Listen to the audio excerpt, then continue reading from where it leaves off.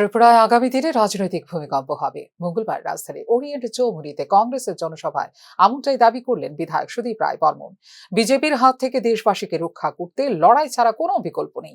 দেশের স্বার্থে একজোট হয়ে লড়াই করতে হবে বলে যোগ করেন বিধায়ক সুদীপ রায় বর্মন। জয় বাপু, জয় ভীম, জয় সংবিধান এই স্লোগানকে সামনে রেখে আয়োজন করা হয় জনসভার, যেখানে উপস্থিত ছিলেন কংগ্রেস সেবা দলের সর্বভারতীয় সভাপতি লালজি দেশাই, প্রদেশ কংগ্রেস সভাপতি আশিস কুমার সাহাও।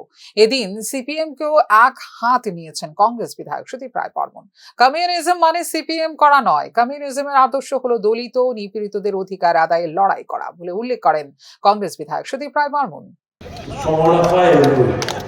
আমরা পাওয়ারটা কিটা আমরা পাওয়ারটা কিটা মিস্টার সমর আটটা এই রাজ্যে আগামী দিন ভূমিকম্প হবে, রাজনৈতিক ভূমিকম্প হবে।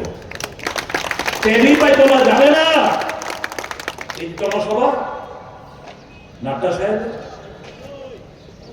জোর জবরদস্তি করে আনছে, তার সঙ্গে গেট লাগায় না,